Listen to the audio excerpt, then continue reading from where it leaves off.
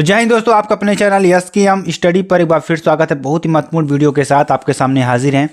यहाँ पर देखिए हम बात क्या करने वाले हैं, अच्छी तरीके से हम आपको बताएंगे और समझाने का प्रयास करेंगे। मेरे प्यारे बच्चों, आपको बस हमारे साथ जुड़े रहना है, ठीक है।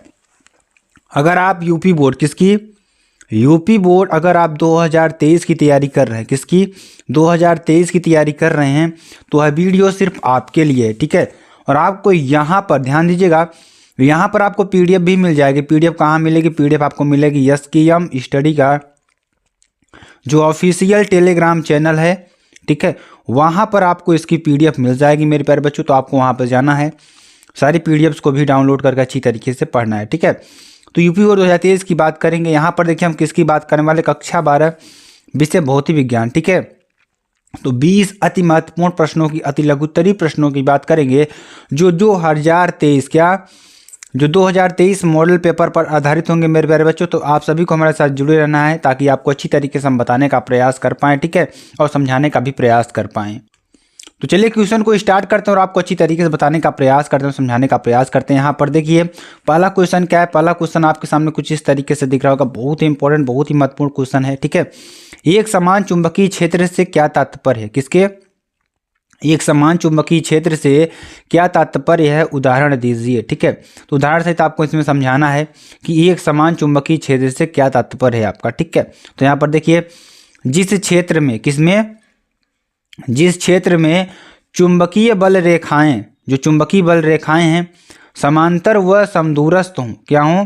जिस क्षेत्र में क्या हो, चुंबकीय बल रेखाएं जो हैं वह समांतर व समदूरस्थ हों, तो वह एक समान चुंबकीय क्षेत्र होता है। क्या होता है? वह एक समान चुंबकीय क्षेत्र होता है, ठीक। कौन सा एक समान चुंबकीय क्षेत्र होता है? ध्यान दीजिएगा कि देखिए अब आपका 2023 बोर्ड की टाइम टेबल तो आ चुका है। आप सभी को बस हमारे साथ रिवीजन करना है, जितना भी हो सके। जितनी वीडियोस आपके सामने जा रही हैं सारी वीडियोस को वॉच करना है और रीड करना है, ठीक है, और अपने मित्रों तक इसको शेयर भी करना है, ठीक है। चलिए, तो जिस क्षेत्र में क्या है, चुंबकीय बल रेखाएं समांतर व समदूरस्थ हों, तो वह एक समान चुंबकीय क्षेत्र होता है। क्या होता है? एक समान चुंबकीय क्षेत्र होता है, ठीक है। चलिए अगला क्वेश्चन देखिए। चुंबकीय घनत्व का जो अंतर्राष्ट्रीय पद्धति में मात्रक होता है, क्या होता है? ध्यान दीजिएगा। तो चुंबकीय घनत्व का अंतर्राष्ट्रीय पद्धति में मात्रक लिखिए। तो चुंबकीय फ्लक्स घनत्व का एसआई मात्रक क्या होता है? वेबर प्रति मीटर स्क्वायर या न्यूटन प्रति एम्पियर मीटर होता है, ठीक है। तो चुंबकीय फ्लक्स घनत्व का जो एसआई मात्रक होता है, क्या होता है? वेबर प्रति मीटर स्क्वायर या अथवा न्यूटन प्रति एम्पियर मीटर होता है, ठीक है। तो ये बहुत ही इंपॉर्टेंट है। चलिए अगला क्वेश्चन देखिए। धारामापी में लोहे की क्रोड का क्या लाभ है, ठीक है। धारामापी में जो लोहे की क्रोड लगी होती है उसका क्या लाभ होता है, उसके बारे में चर्चा करते हैं। हम यहाँ पर आपको बताने का प्रयास करेंगे। तो देखिए इससे क्या होगा, इससे चुंबकीय क्षेत्र की तीव्रता क्या होती है? बढ़ जाती है। जो चुंबकीय क्षेत्र की तीव्रता है इससे क्या होती है? बढ़ जाती है। तथा बल रेखाएं ध्रुव खंडों के बीच, जो बल रेखाएं हैं वह ध्रुव खंडों के बीच केंद्रीय बिंदु की ओर को जाती हैं। जो ध्यान दीजिएगा, इसमें क्या होता है कि चुंबकीय क्षेत्र की तीव्रता क्या होती है? बढ़ जाती है। तथा बल रेखाएं जो होती हैं ध्रुव खंडों के बीच, जो ध्रुव खंड हैं उनके बीच केंद्रीय बिंदु की ओर को जाती हैं। किसकी? केंद्रीय बिंदु की ओर जाती हैं, ठीक है। ये आपके लिए हो जाएगा। चलिए अगला क्वेश्चन देखिए। चल कुंडली धारामापी की कुंडली क्यों घूमती है? जो चल कुंडली धारामापी कुंडली है वह क्यों घूमती है, ठीक है। तो कुंडली में धारा प्रवाहित करने पर, क्या करने पर? कुंडली में धारा प्रवाहित करने पर क्या होता है? एक बलयुग्म कार्य करता है। क्या कार्य करता है? एक बलयुग्म कार्य करता है, जिसके कारण कुंडली क्या होती है? हमारी घूमती है। जो कुंडली होती है क्या होती है? घूमती है, ठीक है।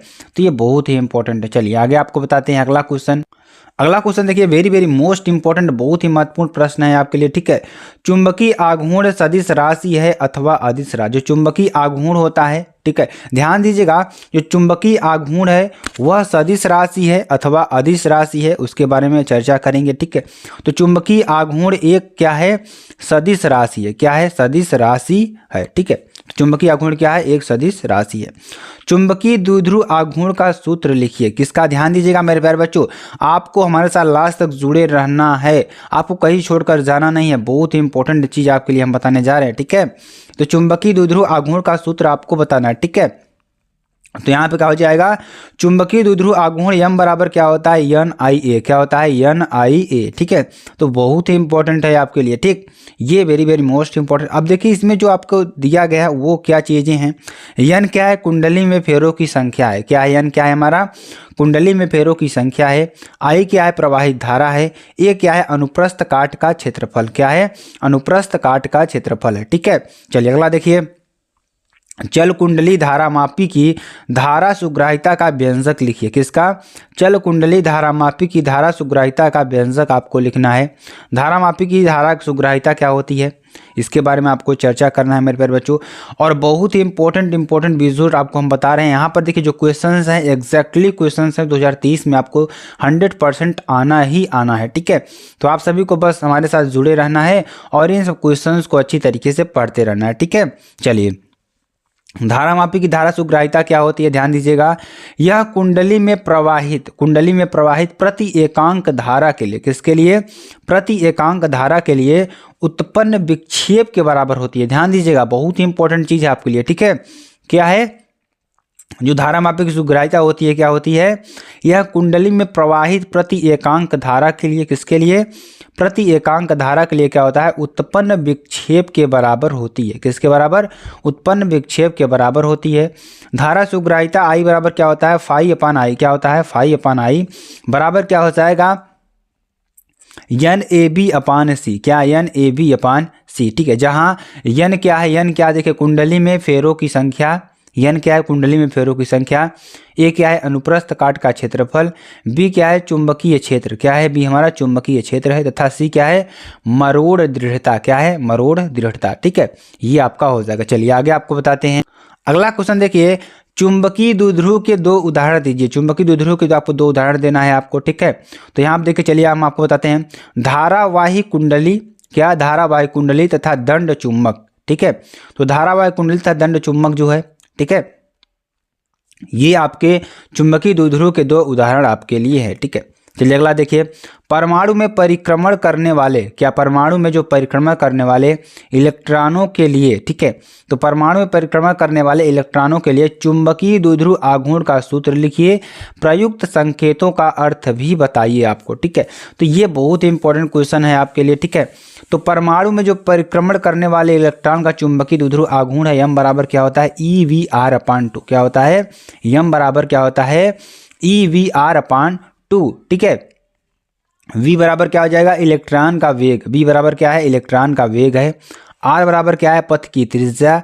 e क्या है, इलेक्ट्रॉन पर आवेश। क्या है, इलेक्ट्रॉन पर आवेश। ठीक है, तो ये चीज़ आपको याद कर लेना है, क्योंकि वहाँ पर अगर आप फार्मूला लिखेंगे तो इसके साथ साथ आपको फार्मूलेस को, इसको देखो, जिसमें जो चीज़ें इसमें आपने यूज़ किया है उसको भी आपको यहाँ पर लिखना होगा। ठीक है, तो v क्या है, इलेक्ट्रॉन का वेग है। r क्या है, पथ की त्रिज्या। e क्या है, इलेक्ट्रॉन पर आवेश है। ठीक है, चलिए अगला क्वेश्चन देखिए, क्या है हमारा, चुंबकीय द्विध्रुव के अक्षीय बिंदु पर, किसकर, चुंबकीय द्विध्रुव के अक्षीय बिंदु पर चुंबकीय क्षेत्र की तीव्रता का व्यंजक आपको लिखना है। ठीक है, तो अक्षीय स्थिति में देखिए क्या हो जाएगा, अक्षीय स्थिति में ध्यान दीजिएगा, चुंबकीय बल क्षेत्र B बराबर क्या होता है, 10⁻⁷ 2m अपान r स्क्वायर न्यूटन प्रति एम्पियर मीटर। ध्यान दीजिएगा, B बराबर क्या हो जाएगा, 10⁻⁷ 2m अपान r स्क्वायर न्यूटन प्रति एम्पियर मीटर। ठीक है, जहाँ ध्यान दीजिएगा, जहाँ m क्या है, चुंबक का चुंबकीय आघूर्ण है। m क्या है, m चुंबक का चुंबकीय आघूर्ण। r चुंबक के केंद्र से वह दूरी जहाँ चुंबकीय क्षेत्र B है। क्या है, यानी केंद्र से वह दूरी, r क्या है, चुंबक के केंद्र से वह दूरी जहां चुंबकीय क्षेत्र B है। ठीक है, चलिए अगला क्वेश्चन देखिए, नति कोण का अधिकतम मान क्या है। जो नति कोण होता है उसका अधिकतम मान क्या होता है, ध्यान दीजिएगा, तो यहाँ किन किन स्थानों पर होता है, ध्यान दीजिएगा। ठीक है, चलिए आगे आपको बताते हैं। यहाँ पर देखिए, नति कोण का जो अधिकतम मान है वो 90 डिग्री होता है। कितना होता है, 90 डिग्री होता है, जो पृथ्वी के उत्तरी व दक्षिणी चुंबकीय ध्रुवों पर होता है। ठीक है, तो नति कोण का जो अधिकतम मान है वो 90 डिग्री होता है तथा जो पृथ्वी के उत्तरी व दक्षिणी चुंबकीय ध्रुवों पर होता है। ठीक है, ये आपको याद कर लेना। चलिए, किसी स्थान पर, मान लीजिए कोई स्थान है, किसी स्थान पर पृथ्वी के चुंबकीय क्षेत्र के, किसके, किसी स्थान पर पृथ्वी के चुंबकीय क्षेत्र के क्षैतिज एवं ऊर्ध्व घटक एक दूसरे के बराबर हैं तथा उस स्थान पर नमन कोण का मान परिकलित कीजिए। किसका? नमन कोण का मान परिकलित करना है आपको, ठीक है। इसमें दे क्या रखा है, ध्यान दीजिएगा। किसी स्थान पर चुंबकीय क्षेत्र के क्षैतिज व ऊर्ध्व घटक क्या है, एक दूसरे बराबर हैं, ठीक है। जब ये एक दूसरे के बराबर होंगे, देखिए क्या होगा, ध्यान दीजिएगा। यदि नमन कोण थीटा है, क्या है नमन कोण, क्या है थीटा है, तो tan थीटा बराबर v/h क्या हो जाएगा, tan थीटा बराबर v/h, ठीक है। अब यहाँ पे देखिए प्रश्न अनुसार क्या हो जाएगा, h क्या v बराबर h, tan थीटा बराबर 1 या tan 45 अंश, क्या है हमारा tan 45 अंश, ठीक है। तो नमन कोण थीटा बराबर क्या हो जाएगा 45 डिग्री, ठीक है। चलिए अगला देखिए, अगला क्वेश्चन क्या है, वेरी वेरी मोस्ट इंपॉर्टेंट, वो भी बहुत बार एग्जाम में आ चुका है मेरे प्यारे बच्चों। तो आप सभी को बस हमारे साथ जुड़े रहना है, साथ ही साथ आप सभी को हमारे इस जो चैनल है, चैनल को सब्सक्राइब करके रखिएगा, ठीक है। चलिए यहाँ पर देखिए, पृथ्वी के उत्तरी ध्रुव व दक्षिणी ध्रुवों पर चुंबकीय यानी यहाँ पर देखिए ध्रुवों पर नमन कोण का मान कितना होता है। चुंबकीय उत्तरी ध्रुव व दक्षिणी ध्रुवों पर नमन कोण का मान कितना होता है, ठीक है। इसके बारे में चर्चा करेंगे। तो पृथ्वी पर जो होता है, पृथ्वी उत्तरीय ध्रुव और दक्षिणी ध्रुवों पर जो नमन कोण का मान है थीटा बराबर 90 डिग्री होता है। कितना होता है, 90 डिग्री होता है। चुंबकीय सुई, जो चुंबकीय सुई होती है हमारी, वो ऊर्ध्वाधर खड़ी हो जाती है, ठीक है। तो इसमें क्या होता है, इसका मान कितना होता है, 90 डिग्री होता है। और यहाँ पर जो चुंबकीय सुई होती है ऊर्ध्वाधर खड़ी हो जाती है, ठीक है। चलिए अगला देखिए, द्विपात कोण से क्या तात्पर्य है, किससे, द्विपात कोण से क्या तात्पर्य है यहाँ पर। तो किसी स्थान पर, मान लीजिए कोई स्थान है, किसी स्थान पर चुंबकीय याम्योत्तर तथा भौगोलिक याम्योत्तर के बीच, किसके बीच, मान लीजिए किसी स्थान पर चुंबकीय याम्योत्तर तथा भौगोलिक याम्योत्तर के बीच न्यून कोण को, जो न्यून कोण है, न्यून कोण को द्विपात कोण कहते हैं। क्या कहते हैं, द्विपात कोण कहते हैं। चलिए आगे आपको बता, अगला क्वेश्चन देखिए, वेरी वेरी मोस्ट इंपॉर्टेंट, ये भी है, बहुत बार एग्जाम में आ चुका प्रश्न है। तो ऐसे प्रश्नों को मेरे प्यारे बच्चों आपको लगातार पढ़ते रहना है, ठीक है। तो यहाँ पर देखिए क्या हो जाएगा, चुंबकीय याम्योत्तर की परिभाषा दीजिए। किसकी, चुंबकीय याम्योत्तर की परिभाषा आपको देना है, ठीक है। तो यहाँ पर देखिए क्या होगा, किसी स्थान पर, मान लीजिए कोई स्थान है, किसी स्थान पर अपने गुरुत्व केंद्र से, क्या से, अपने गुरुत्व केंद्र से स्वतंत्रता पूर्वक लटके हुए, क्या, स्वतंत्रता पूर्वक लटके हुए चुंबक के अक्ष से, कहाँ से, चुंबक के अक्ष से गुजरने वाला ऊर्ध्वाधर तल, जो गुजरने वाला ऊर्ध्वाधर तल है, चुंबकीय याम्योत्तर कहलाता है। क्या कहलाता है, चुंबकीय याम्योत्तर कहलाता है, ठीक है। ये आपका हो जाएगा, बहुत ही इंपॉर्टेंट है ये। चलिए अगला क्वेश्चन देखिए, विद्युत विभव की परिभाषा दीजिए। किसकी, विद्युत विभव की परिभाषा दीजिए तथा इसकी बीमा आपको लिखना है, ठीक है। तो ध्यान दीजिएगा, वैद्युत क्षेत्र में, मान लीजिए कोई हमारा वैद्युत क्षेत्र में किसी बिंदु पर, मान लीजिए कोई बिंदु है, किसी बिंदु पर वैद्युत विभव, जो वैद्युत विभव है, किसी धन परीक्षण आवेश को अनंत से उस बिंदु तक लाने में किए गए कार्य को धन परीक्षण आवेश की मान की निष्पत्ति के बराबर होता है। देखिए ध्यान दीजिएगा, मान लीजिए को हमारा ये देखिए कोई हमारा वैद्युत क्षेत्र है, ठीक है। इस वैद्युत क्षेत्र में मान लीजिए किसी Q0, अब मान लीजिए यहाँ पर एक क्या है, Q0 आवेश है, ठीक है। अब इस Q0 आवेश को इसके क्षेत्र के अंदर, वैद्युत क्षेत्र के अंदर लाने में जो कार्य हमारा किया जा रहा है, ठीक है, ये कार्य जो हमारा किया जा रहा है उसके मान को और जो हमारा Q0 आवेश है इसके अनुपात को हम क्या कहेंगे, हम कहेंगे कि वैद्युत विभव है, ठीक है। ये चीज़ आपको बहुत ही इंपॉर्टेंट है, बहुत ही अच्छी तरीके से आपको याद कर लेना है, ठीक है। अगर इसके हम बीमा की बात करें मेरे प्यारे बच्चों, तो बीमा क्या हो जाएगी, ml² T⁻³ A⁻1 होती है। कितना होती है, ml² T⁻³ A⁻1 होती है, ठीक है। चलिए अगला क्वेश्चन देखिए, किसी माध्यम के, मान लीजिए कोई माध्यम है, किसी माध्यम के परावैद्युतांक से क्या तात्पर्य है। मान लीजिए कोई माध्यम है, तो उस माध्यम के परावैद्युतांक से क्या तात्पर्य है उसके बारे में चर्चा करेंगे।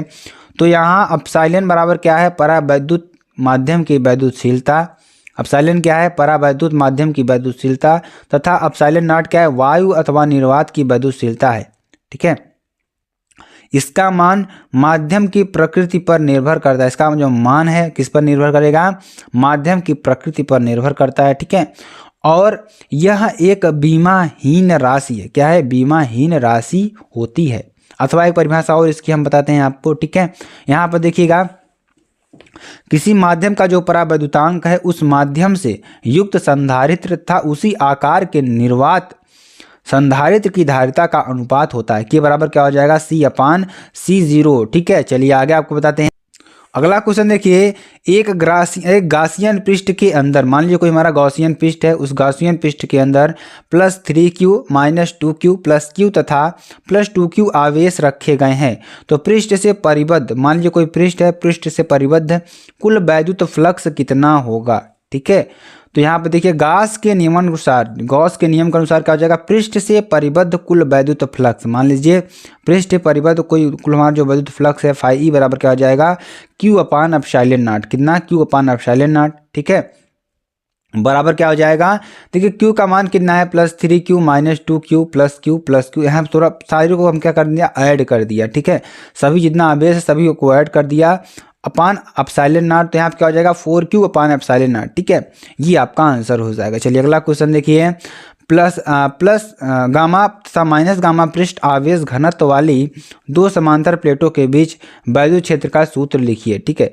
तो गॉस के नियमन के अनुसार क्या है, गॉस के नियम के अनुसार वैद्युत क्षेत्र की तीव्रता, ठीक है, ई बराबर क्या हो जाएगा, σ/ε0, ठीक है। ये आपका हो जाएगा। ε0 क्या है, निर्वात या वायु की वैद्युतशीलता है, ठीक है। चलिए अगला क्वेश्चन देखिए, सिग्मा घनत्व वाले किसी अनंत विस्तार के सम आवेशित पृष्ठ के निकट r दूरी पर वैद्युत क्षेत्र की तीव्रता का सूत्र आपको लिखना है, ठीक है। यहाँ से क्या हो जाएगा, वैद्युत क्षेत्र की तीव्रता ई बराबर क्या हो जाएगा, σ/2ε0, जहाँ σ/ε0 क्या है, निर्वात की वैद्युतशीलता है। तो मेरे प्यारे बच्चों, अगर आपको वीडियो पसंद आती है आप चैनल को लाइक शेयर कमेंट सब्सक्राइब जरूर कर सकते हैं।